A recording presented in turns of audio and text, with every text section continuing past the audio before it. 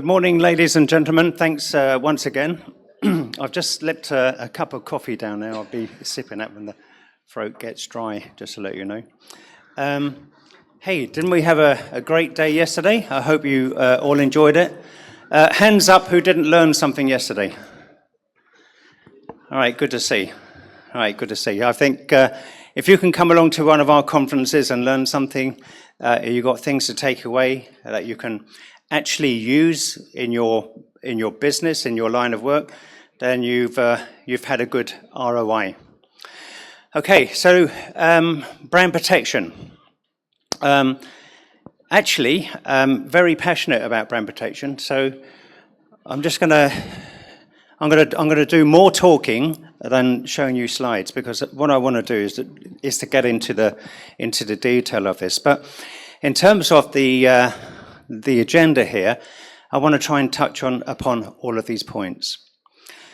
So to do so, what I want to do is talk about my own experience with brand protection and how I identified how the smugglers were working.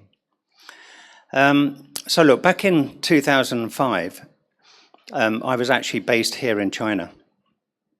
That's why my Chinese is so poor. What a Chongwen Buhao. And what happened was that all of a sudden we had an issue. Actually, China Post did a good job. They found some problems, and I went down to investigate. And I found at the time it was Nike shoes. So I looked at this and I thought, and those of you who know me, I'm a root cause analysis guy. I always get into the root cause of something. And as I did so, I started realizing that, hey, we had a major problem. Well, in some respects, we had a good problem. We were actually the best smuggler of Nike shoes. We were the best. And that was a problem. But what was worrying about it was it identified that I had an insider threat, I had corruption, I had organized groups within the company who were manipulating processes, procedures, and were bringing counterfeit shoes in and actually shipping them across the world. So look, before I start to go into the rest of that story, what I want to do is, I think it's the next one, is just play you a short video.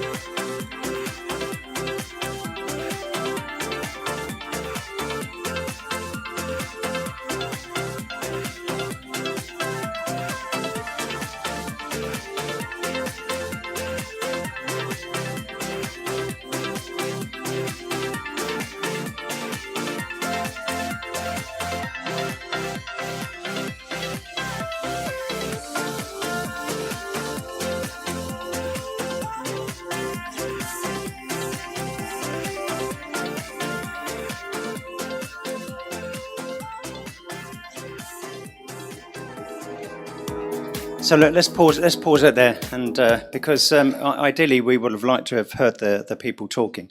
What they're describing is about 28% of the goods that were shipped are counterfeit goods, which is significant. What they were explaining there in the port of Rotterdam was Basically, they have so many containers coming in, vessel comes in, especially some of these new vessels, that when they unload the containers, they just haven't got the time, because obviously we're trying to do trade facilitation, and the smugglers know that. And what they want to do is clear those containers as quickly as possible.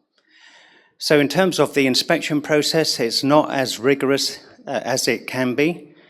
And if you think of the whole process, what we're trying to do is trying to solve a problem halfway along the process. So remember what I said at the beginning.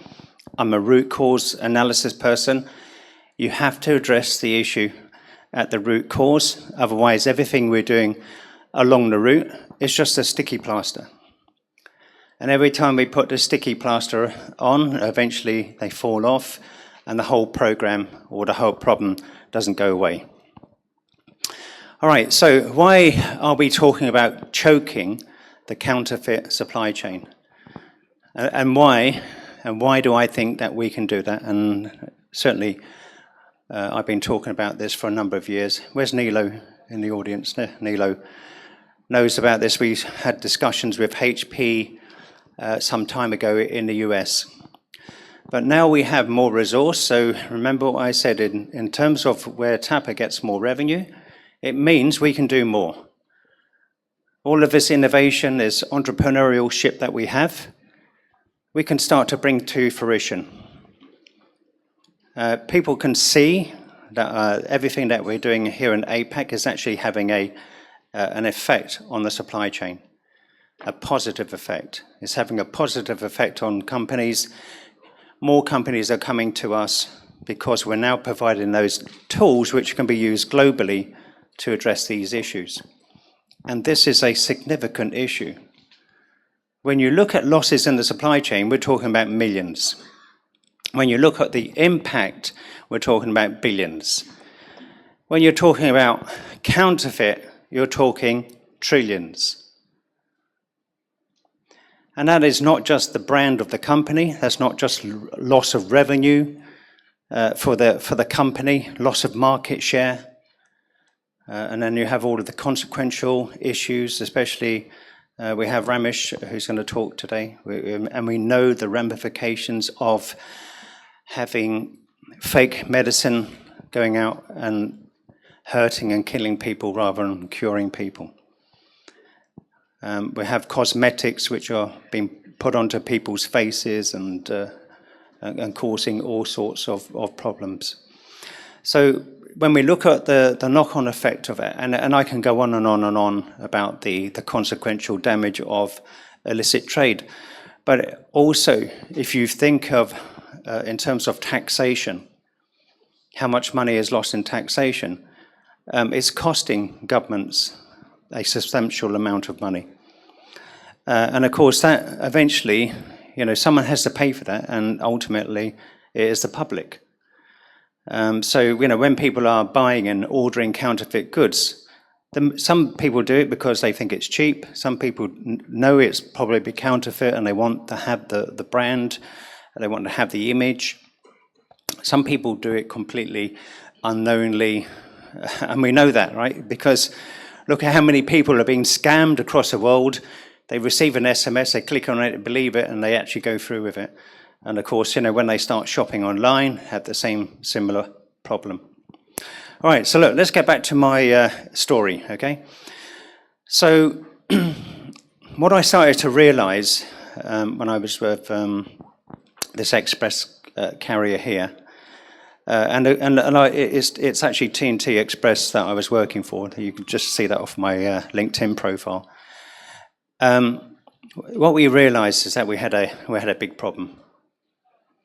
A big problem in that I had corruption inside some of the operations team, but also the finance team. And why do I say that? Because when I started to analyze this, I started to interview the salespeople who had signed up the account. And what I saw was a pattern across not just one branch, but multiple branches at the time. I think we had about 40 depots across China, and then we had agents across the rest of China. What we saw was that these accounts were coming in and they were paying full price. These are the accounts shipping the counterfeit goods, right? They're paying full price.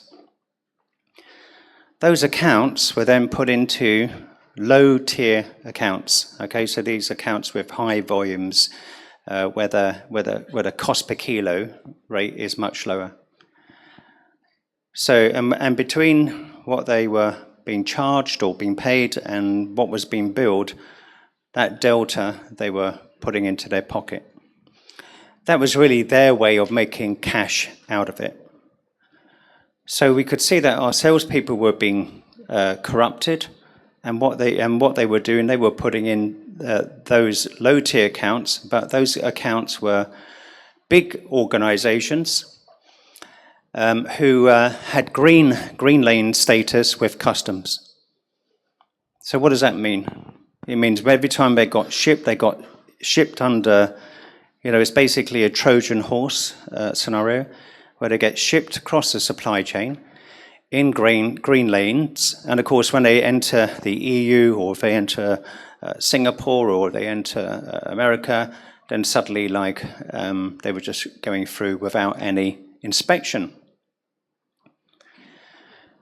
So that created another problem, right? Because now we got a potential compliance issue. So I had two super great auditors working with me from internal audit, and we basically set up a little task force, and we had to keep this highly confidential because unfortunately some of this was cascading upwards. When I started to do the analysis on it, I realized that these guys were so clever, they were so organized, and they had infiltrated the network. And they were operating individually within the network, within our depots, that they were able to swap a shipment from one location to another location. One day they went invisible to me. And then I found the shipment, and I'll explain how I did that later. I found the shipment, and I suddenly realized it came from our location in Hainan. So I jumped on a plane, went down to Hainan, and the manager there, who was honest, straightforward, we sat down, we looked at this, and we realized it was one of her best salespeople. She'd signed up the account. So, that left her in a little bit of a predicament, because her top salesperson is unfortunately the one who signed up this account and had orchestrated. Because when you do it, you need a salesperson, you need the operations person, and then you need the finance person. The salesperson brings the account on. The salesperson knows which account to put it into, so it's a green lane account. When the goods are or arrive at the TNT location, they were either a third-party pickup, so there was never any permanent address to pick up from, or what happened was a vehicle would arrive at the facility and then they were dropped off. So that meant that the operations people had to be in on this, because they had to then label it under the green lane account. And that green lane account altered depending on who it was or where it was being shipped from. So this meant this was a lot of analysis to do, right? Because I have 40 different locations. These guys are moving around constantly. When they are shipping tons of the stuff. So I needed some help, all right? Because the other issue is that even when I went to finance, I realized that when they were making a cash payment, it was not even on the statement of account of the green lane that they had shipped through. So now I had a coordinated conspiracy going on basically making TNT the best mover of counterfeit goods. And those of you who know TNT, was very highly ethical, would never endorse anything of this nature. Was a big promoter of TAPA. I think all of you know when I came from Europe and I arrived in Singapore full time, but even when I was here in 2005, I think those of you who know me back there, I know Victor does, I think Felix does, all know that I was heavily involved in TAPA at that stage. So we were always ahead of the curve in terms of trying to be ethical and things of that nature. To my advantage, I was also running aviation security. If you remember, we were bringing our 747 into Shanghai, and we were filling it up with Acer laptops and then back into Europe, break bulk. So, we were already working with the government agencies and things of that nature. So TNT, highly ethical. And TNT wanted this addressed.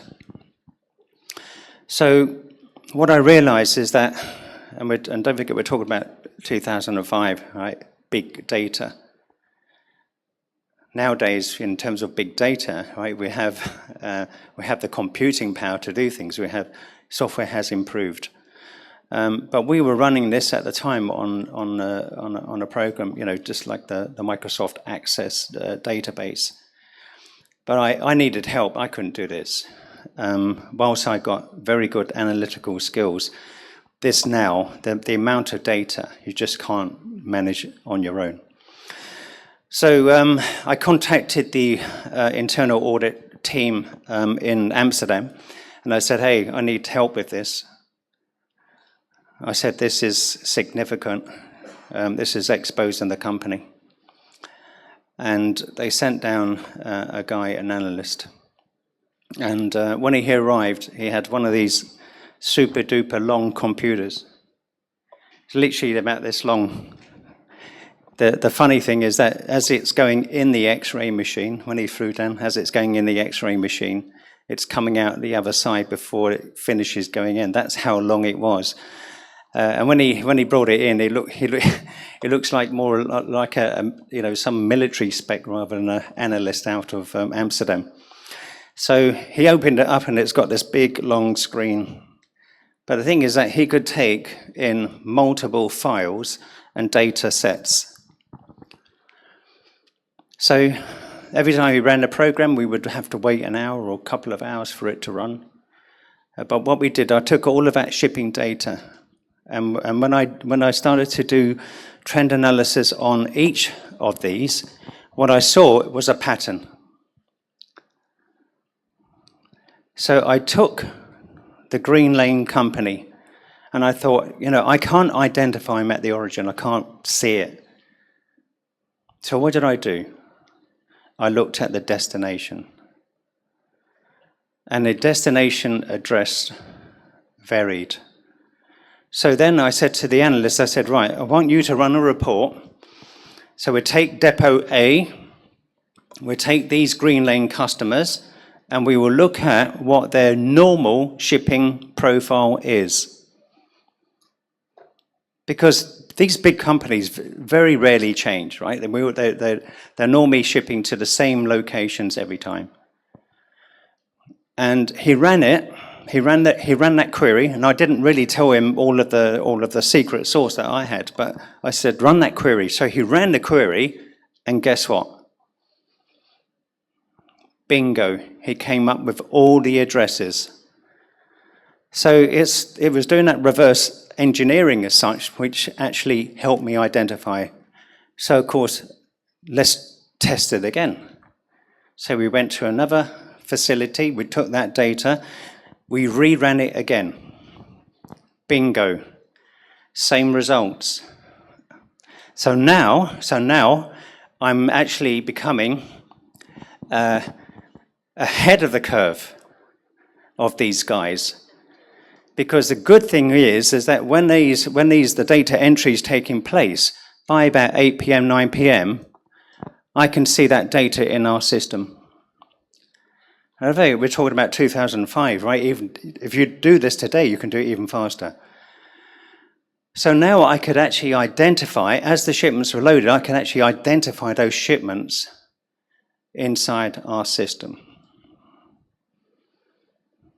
So what to do next? Because you're never going to catch these guys. You know, you go to the authorities, they haven't got the time, they haven't got the resource. And we know that anyone that's done counterfeit investigations, it's a long process. If you really want to solve it, these guys are not stupid. If you want to solve it, it will take you months. Those of you that have done any form of intelligence work, you know it takes a long time to get it, but you'll get it. There's a skill to do it. Not everyone can do it. Not everyone has got the patience, the tenacity, or that lateral thinking of how to do it. But if you have, you can be dynamite. So having done that, what I realized is that I can see their shipping profile every day. So what to do now? I know I need to hurt these people. They know I'm onto them, and they're already moving from depot to depot to depot. I can't keep up with it, but now I can. So I thought, okay, let's have some fun here. So I would look at the shipping profile every day, and what I'm going to do is wait for that day when they put significant shipments through, and then we started to do that analysis, and we saw that the midweek, the volume went up. So what we did, we waited for that particular day when the volume went up, and then we seized everything all at once. And obviously, we were working with Nike on this. And Nike came down, and obviously they were inspecting the shoes. You know, these shoes were absolutely perfect. Now, there was only one trade secret which let them down, which I'm not going to reveal because it's a trade secret. But that one trade secret was the only thing that they could put into a statement which said that these are fake Nike shoes. But the quality of the shoes were excellent. So once we did that, once we seized that, just a funny part of it was that, have you ever seen like, these videos from the World Food Programme, or, some of these charities where they're pushing money into Africa, okay? Have you ever seen all of the guys playing football or the kids playing football, and they're all running around in sports shoes? Has anyone ever seen that? And people say, hey, these people are not poor, they've got Nike shoes. And actually, the Nike shoes are all the counterfeit shoes. They don't want to throw them away and waste them, and they actually give them away to the poor in Africa, right? So they were actually recycled. So some good came out of that as well. But with Nike, obviously, they were extremely happy with what we've done. Now, these shoes were going into UK, significant amount into Italy. They were attacking the European locations and also the US.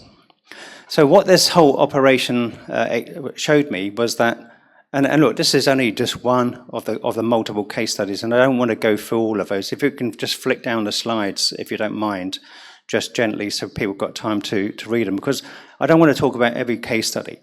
But let's talk about the lessons learned in this particular case study.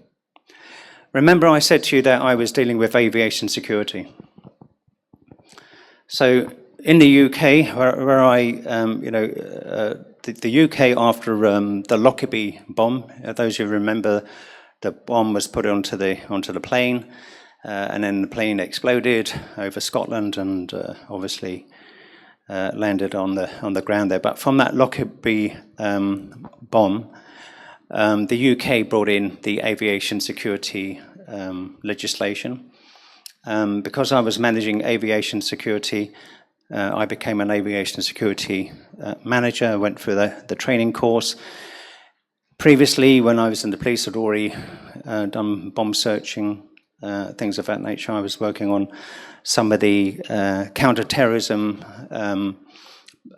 operations with the IRA, the terrorist group out of Northern Ireland there, who were conducting bomb attacks across London. So using that all of that experience, when we were putting our program together, what did I adapt as a fast way to track the aviation security program? And that's the TAPA standards. Wherever we had an aviation security audit, we were always past it with flying colours. Even in Singapore, TNT was the last company to be seen by the airport police who were regulating the RIG-HAR program. And of course, when they came to see us, we said, hey, why it's taken so long to come and see us? They said to us, when they saw our comprehensive report or program, our certifications, so at the time we had TAPA everywhere across the region, and obviously in Singapore, all of our locations, TAPA A. And also we had, at the time, we did the ISO 28000 standard, which I was talking to our colleagues from DP World who also have it, where they've combined TAPA and ISO 28000. And they said to us, straight away, you had the best program. And they said, we just put you in the bottom of the list because we knew that you were the least risk, the least problem to come and see. So you can see when you put these programs in place, there is recognition. They can't put it in writing to you. They can't. As you know, I come from that background where you can't put those sort of things in writing. But using that aviation security experience, as you know, you cannot pick up from an unknown party. If you do, you have to go through hand search. If you do, you have to go through X-ray.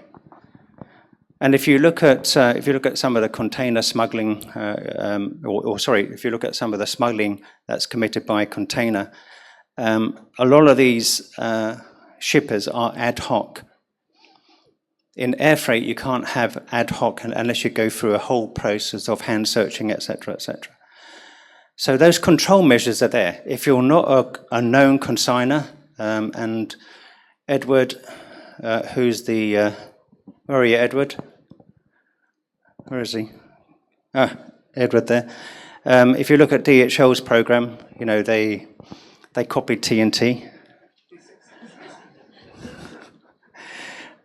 Now, joking aside, it wasn't necessarily a competition, right? Because DHL always had a slightly bigger footprint on us. But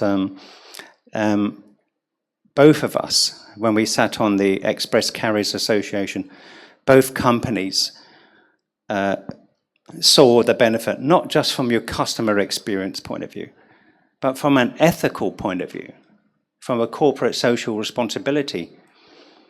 You know, there was a pushback on screening 100%. You know, TNT said, sorry, we're going to do it. We're going to screen 100%. One, because we want to protect our air fleet. Imagine if one of your aircraft comes out of the sky, and that could be dangerous goods.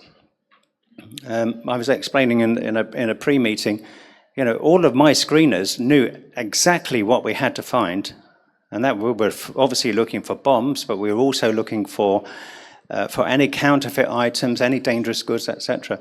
Hey, we screened out a ton of stuff. Well, I had the best operators in the world, honestly. I even presented at the Aviation Academy there in Singapore on the benefit of putting extra attention into X-ray screening. We were finding smuggled money, you know, rolled up in the side of packing, things of that nature. That's the level we were getting to, and of course that was protecting our network. But also, we were showing customs everything that we found. So customs weren't punishing us, and actually, in fact, they were promoting us as the Singapore police did in terms of our achievements of aviation security. But learning the lessons from that and taking that experience when I was in China, what I realized is that when I joined the two things together, I could actually design it out. And that's what we did. We made it a policy that any unknown shipper, anyone that didn't have an account, these bogus companies setting up and suddenly closing down, if there wasn't any history, we know with the denied parties, with the embargoes, Mark was talking about that. You have to go through a database, and you're not allowed to ship those goods if it's on that database, correct? You can't do it. If you do it, you're going to have ramifications from the authorities, the Homeland Security in the US will be coming after you, right, for moving any embargo goods. So if you take all of that learning and we join it together, what it allows us to do is to choke the supply chain, the counterfeit supply chain. Because if everyone adopts this program, what we do, we push the smugglers into those smaller companies, and of course those are the ones that customs can actually deal with. So go back to the Port of Rotterdam here. If we were able to hear the chap talking, he was talking about some of the programs that they were trying to identify. But remember what I said, they're addressing the issue in Rotterdam. And by the time you address it there, it's too late. It's already in the supply chain. So he's like a goalkeeper, with like 200 or 300 containers coming off the ship. He's like a goalkeeper with 200 balls being kicked at him at the same time, and he can probably only catch one or two, if he's lucky. If he's lucky, he'll catch one. If he's even luckier, he may catch two. And that's what it's like. That's the sort of odds. And the smugglers know that. The smugglers know how much money they can make. They know what their full cost is. You think they're stupid? They already have the whole finance done. They know what total landed cost is. Francie's in the room, Francie? Francie and I were doing clean sheet pricing when I was here in China, where we were looking to make savings across all of our programs. And we were slicing and dicing every single cost. So these people aren't stupid. They were doing the same thing. So they know the cost of a container, they know the cost of clearance, they know the cost if they lose it. But go back to the story. On the night that we closed them down, that was a significant hit for them. And it hurt them. It hurt them. Hurt them to the extent that they didn't come back to TNT again. Now, unfortunately, at the time, I started working with other shipping companies, and to really try and make sure that we help Nike and other companies, right? Because Nike is not just the only person, and to really work together as a team to try and stop this happening. And as you know, look, to try and do it on your own or to try and to do it in ones or twos, it doesn't work. In this, I think it's this video, you'll hear that one person says the only way to do this is to do this combined through an association or trade body such as us. And why TAPA? Why should TAPA get involved in this? One, our buyer members are losing significant amount of revenue. The consequential losses for semiconductor, telecoms, industry sectors such as bearings, etc., pharmaceutical, which Ramesh will talk about, it's significant. Remember I said it's not billions, it's trillions. So that's the first reason. The second reason, apart from being a transported asset, and these are Assets Protection Association, is the fact that we already have standards in place which are globally recognized. TAPA and MIR will celebrate 25 years next year. So will we. It's our 25th year next year. TAPA started in US in 1999 and 2000 around the world. So the point is, it's 25 years of those standards being recognized by customs across the globe. We train 22 customs officers in Singapore. I want to make that 100. I want to get every single customs officer where we can trained, involved in the program so everyone understands. Okay, so we have a standard, we have recognition by the government, we have China government helping us here. Sitting and opening our conference with a keynote speech. Across Asia Pacific, we have Australian government have TAPA standards if you want to move any express freight. We've done a lot of work, Sangha, with MITI. When we were having all of those hijacks in Malaysia, we were seeing the government, not the police, to see the government, going at government level, and then the police get their orders, customs get their orders. And that's how we address the problem. The other reason is we have a structured audit program. We have Intertech here, it's just helped us do the pharmaceutical FSR, which is going to be well received.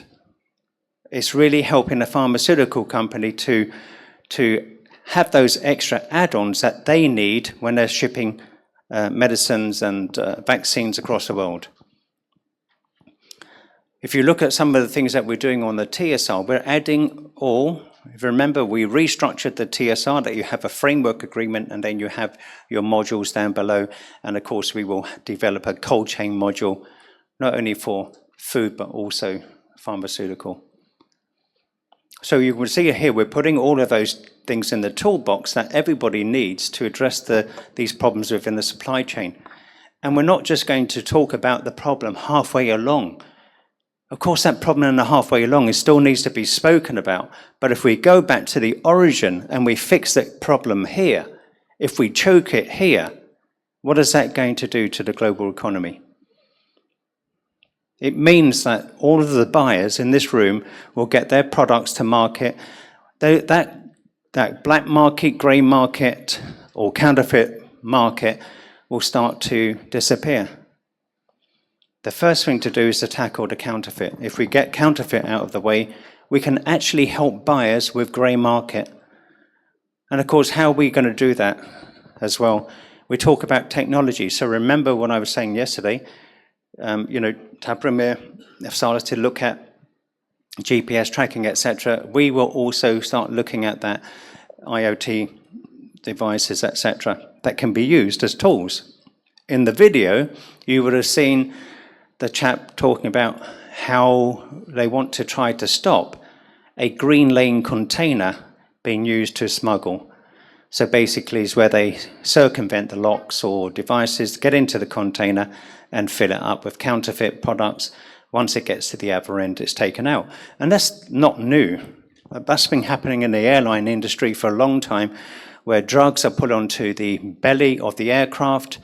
Once the plane lands, the crew rush out, get the product off the belly of the aircraft and get it through out.